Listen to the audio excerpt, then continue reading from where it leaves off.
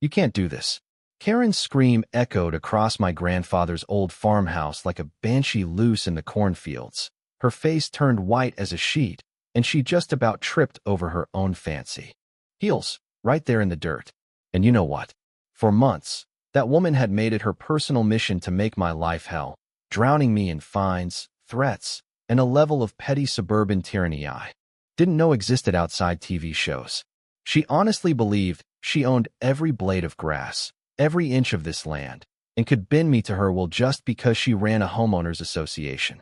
But the truth? There was something about this property she never counted on, something even I'd almost forgotten. And the second I remembered it, everything flipped on its head. Let me back up a sec. I hadn't been back to the farm in 20 years, not since I left for college in Chicago. Took me 6 months after Granddad passed just to work up the nerve to quit my software job, pack a U-Haul, and drive home. That first drive down the long, rutted lane, gravel popping under my tires, the August heat wrapping around me like a damp towel. I swear, it felt like the world was holding its breath. The farmhouse hadn't changed, not really. Same weathered siding, same porch that sagged on the north end, same old oak tree out front where Granddad used to hang the tire swing for me and my cousins. But everywhere else, gone were the endless fields, the golden corn swaying to the horizon. In their place, row after row of cookie-cutter houses, beige and gray, lawns so manicured they looked fake. With Maplewood Estates signs on every corner in that smug little forest green font. My childhood's wide-open freedom was just erased. I got out, stretched, took in a big breath, and let the scent of earth and hot grass bring me back, at least for a second. Then I saw the stack of legal papers waiting for me on the kitchen table, like autumn leaves nobody wanted. Property deeds, county letters, even a folder marked community development agreements. I tried to read a page, but my brain just fizzled. Tomorrow, I promised myself. Tomorrow, I'll make sense of all this. Right. Famous last words. I was dragging my last suitcase upstairs when a white BMW slid up my driveway like a shark smelling blood. Out steps this woman. Blonde bob so precise it looked laser-cut, navy blazer, clipboard tucked under her arm like it's a sword. "Excuse me," she barks. "This property is in violation of multiple community standards." I just blinked at her. "Community? Lady, this is my family's farm." She flashed her badge, HOA president, and read my property the riot act. Peeling paint, overgrown garden, tractor in sight. The whole 9 yards. Said I had 72 hours to bring the property into compliance or face $200 a day fines, liens, even foreclosure. She handed me a mountain of paperwork with a smile like she just won the lottery and spun off in her BMW, leaving tire dust in her wake. I hadn't even unpacked, and already I felt like I'd stumbled into a nightmare I never signed up for. That night, I sat at Granddad's kitchen table, drowning in legalese. How had his 100-year-old farm wound up under the thumb of some HOA queen? I kept seeing voluntary compliance in the documents. But what did that even mean? Before I could sort it out, the phone rang. "Mr. Smith? This is Margaret Foster, your grandfather's attorney. He left instructions to call after you arrived." I blurted out the whole Karen saga, and she just paused, so long I thought she'd hung up. "Mr. Smith, your grandfather was a very strategic man. When you're ready, you'll remember what matters most. About that land, don't let anyone intimidate you. You have more power than you think." Then she hung up, leaving me with more questions than answers and the weight of a century of family history. Pressing down. Next morning, Karen returned with backup, 2 dudes in polos snapping photos, measuring every corner like they were CSI. She marched up, handed me a new stack of violation notices, and announced that daily fines had already started. $200 for paint, $100 for weeds, $50 for that tractor behind the barn. "That's $350 a day," she said, eyes sparkling. "Welcome to Maplewood Estates." The attached map showed the HOA claiming most of what I thought was ours. "This can't be right," I said, but she just grinned and told me to check my facts. By the end of week 1, it felt like living in a fishbowl. Karen's crew came every day, pointing at dandelions, snapping photos, stacking up fines. I was over $1,000 deep before Thursday, $50 here for nonconforming.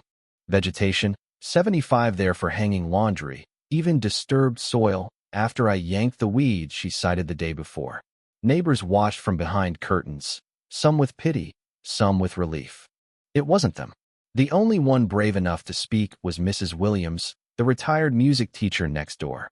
"She's done this to all of us," she whispered as Karen wrote up my mailbox for being 3 inches too close to the street. "Got one family evicted last year." That word hit me like ice water. That night, desperate for answers, I went down to the basement. Still smelled like old wood and engine grease. There, buried in a box labeled property records, I found old surveys and tax bills. Something clicked. The original 1924 survey showed the Smith property covering over 200 acres, including what was now the main road, the playground, the so-called community center. Yet I was still paying taxes on all of it. Then I found Granddad's journals, cryptic notes about letting them play house and teaching someone about power by letting them think they have it. There was an entry from 2018. "The boy will understand when he's ready." The next day, Karen texted to say they'd bring a structural engineer to inspect my barn for safety, warning of possible demolition. That was it. I called Margaret Foster, spread my findings across her desk, and she studied them. Like a surgeon. "Your grandfather was no fool," she said. "He had me research every aspect of HOA law, property rights, adverse possession, you name it. And from these records, it looks like the entire development was built on Smith land, without legal transfer or easement." I sat there stunned. "What do I do now?" I asked. "Document everything," she said. "Every threat, every fine, every illegal demand. And if Karen tries to tear down your barn, let her try. Sometimes people need to learn the hard way." That night, I called Robert Johnson, Granddad's oldest friend. "Son, your grandfather let the developers build on your land on purpose," Robert said. "He wanted to see what kind of neighbors they'd be. When Peterson refused to sell, the developers just plowed ahead. County never checked the deeds. Your granddad watched Karen run things for 5 years, kept every document, every threat. He handed me a key to a hidden safe back at the farmhouse. He said when you were ready, you'd know what to do." Behind Granddad's bookshelf, I found the safe. Inside, the real treasure, original deeds, a century of surveys, and a fat folder of letters with county officials and lawyers. At the bottom, a letter to me. "Tommy, if you're reading this, Karen's shown you who she is. I could have stopped the development, but I wanted to see if these new folks would respect the land. She failed that test. The choice is yours now. Evict them all or teach them how to be real neighbors. Power shows character. Use yours wisely." Suddenly, everything snapped into focus. I wasn't just some city slicker getting bullied by an HOA president. I was the owner of almost everything she'd built her little kingdom on. That morning, I knocked on Karen's McMansion door. She met me in another navy blazer, pearls and all. "Mr. Smith, on my family's land. You've got 57 families living here, but not a single deed or easement for any of it." She tried to laugh it off, accused me of running a scam, but when I suggested we walk the property and pointed out every playground, tennis court, and community center built on Smith land, she started to crumble.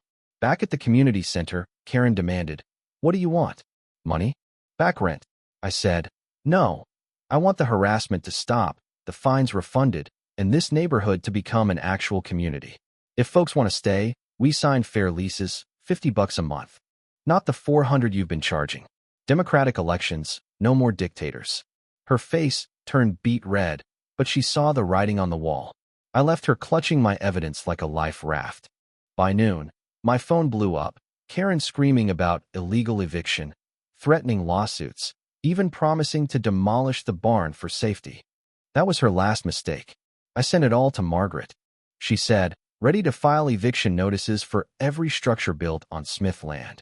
The next day, an XCOP process server delivered the news to the HOA and every common area, 30 days to vacate or sign the new lease. Homeowners got detailed letters explaining everything.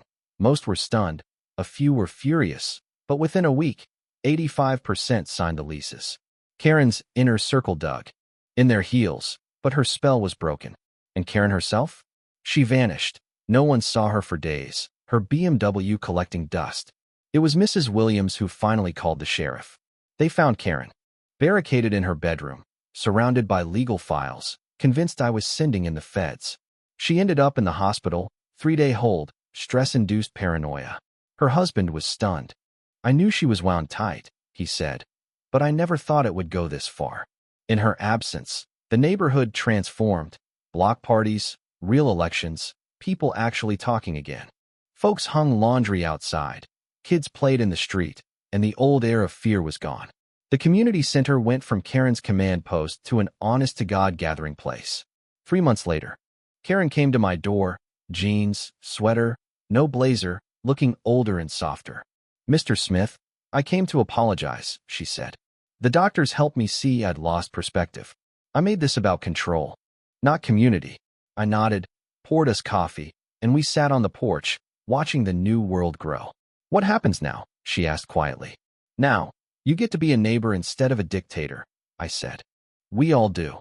A year passed. The neighborhood thrived.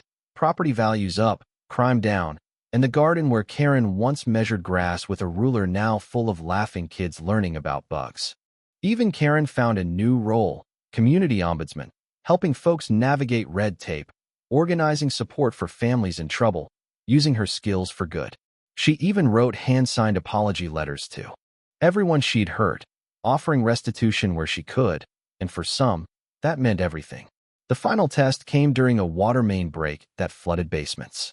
Old Karen would have seized the crisis to grab more power. This time, she helped coordinate repairs, efficient, compassionate, never issuing an order, always asking the board first.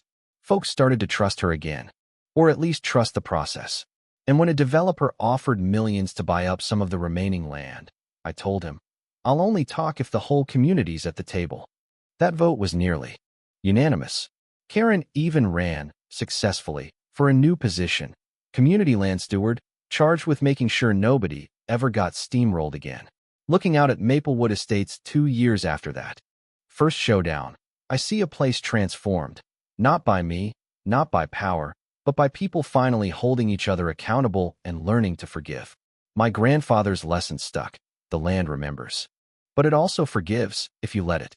So tell me, what would you have done if you were in my boots? Would you have scorched the earth, or tried to build something new from the ashes? Drop your thoughts. In the comments, what does justice look like where you live? And if you made it this far, hit subscribe, because you better believe this kind of drama is just getting started.